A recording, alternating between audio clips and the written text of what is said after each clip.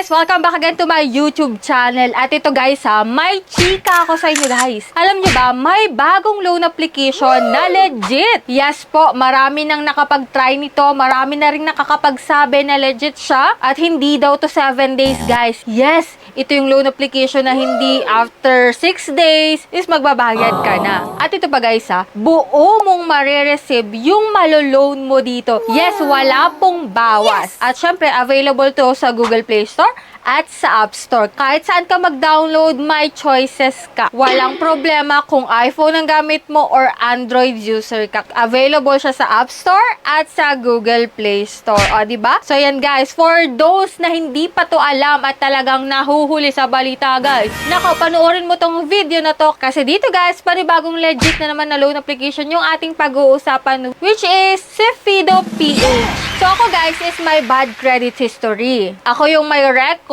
na hindi nakapagbayad on time, may overdue sa mga nakaraang loan ko. So, dito guys, kay Fido PH, itatry ko kung ma-approve ako. Kasi hindi natin alam guys, paano na yung mga katulad natin na may bad credit history, ma-approve kaya dito sa bagong loan application na legit. So, yan yung titignan natin dito guys, kung ma-approve po ako.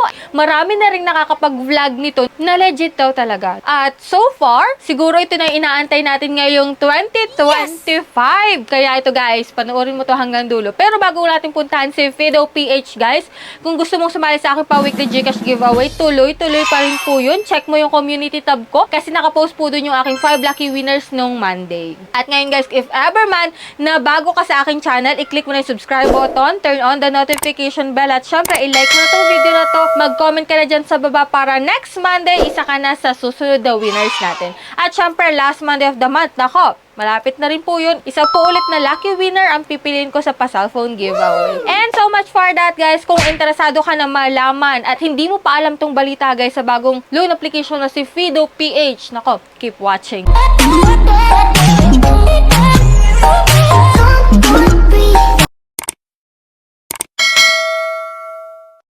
Disclaimer no, hindi tayo agent or promoter nito. So, syempre, ipapakita ko sa inyo as my record na bad credit history kung ma-approve tayo dito kay Fido PH, guys. Sabi ko nga po kanina, si Fido PH is available sa Google Play Store at sa App Store. Ayan, guys, kung makikita mo dito, guys, 52 ratings po ang meron si Fido PH ngayon. 4.5 stars. At kung makikita mo dito, ito yung mga nakalagay. Fido PH Trusted Licensed Lender Instant Cash Solution. So, need money now? Fido PH delivers. O, diba? As easy registered po itong si Fido PH. Zero collateral required. Submit valid ID and mobile number to apply. 3 minutes express approval. Pero dito guys, sabihin ko na sa inyo yung totoo. Medyo natagalan ako guys pag re-review. Kasi nga medyo natagalan yung process ng aking application, no? Pero tingnan natin guys. Complete in as fast as 3 minutes for up to 50,000 credit. So, lightning fast funding. Faster review daw.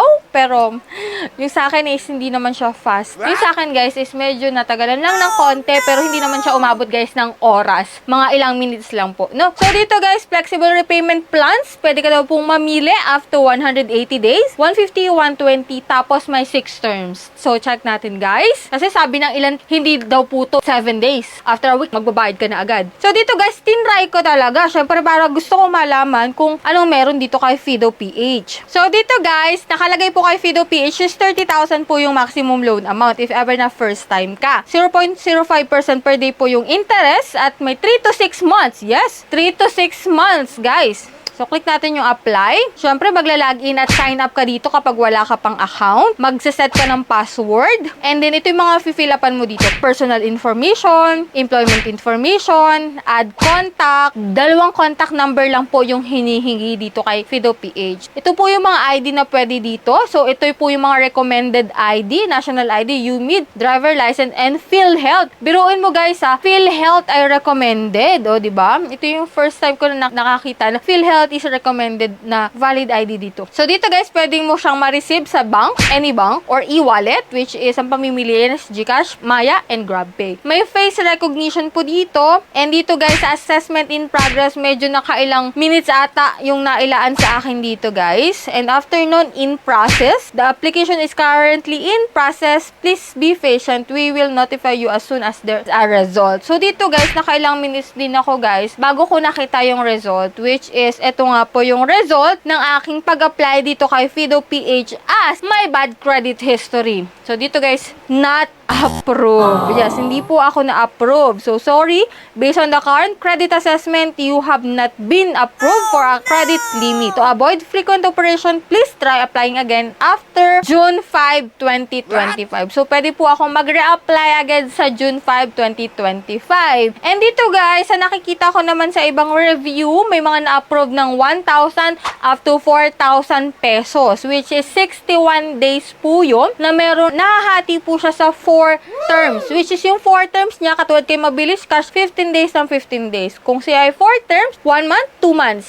2 months mo pong babayaran yung from 1,000 to 4,000 pesos. At dito guys, sinasabi nila na buo daw pong marireceive if ever na maglo-loan ka dito kay Fido PH. Pero, syempre, kung i-compute mo yung interest, yung babayaran mo kada 15 days, syempre may interest yun, may service fee yun, hindi yan mawawala kasi doon na lang sila kikita guys eh. Sa 1,000 guys, ito po yung pinakang total. 1,305 pesos. Bali guys, pumapatak sa interest at service fee, 305 pesos po yung total repayment po, which is nahahati nga po yan sa 4 terms. Kada 15 days, 15 days, and 15 days. So dito guys, so far naman sa aking review at sa aking nababasang review sa kanila, okay siya kasi not 7 days. Wow. At syempre, buo mong marireceive yung pera mo. Kasi bibihira yung mga gantong loan application na bago na buo mong marireceive. At so far, yung 305 sa 2 months is talagang recommended na para sa akin guys. If ever nangangailangan ka.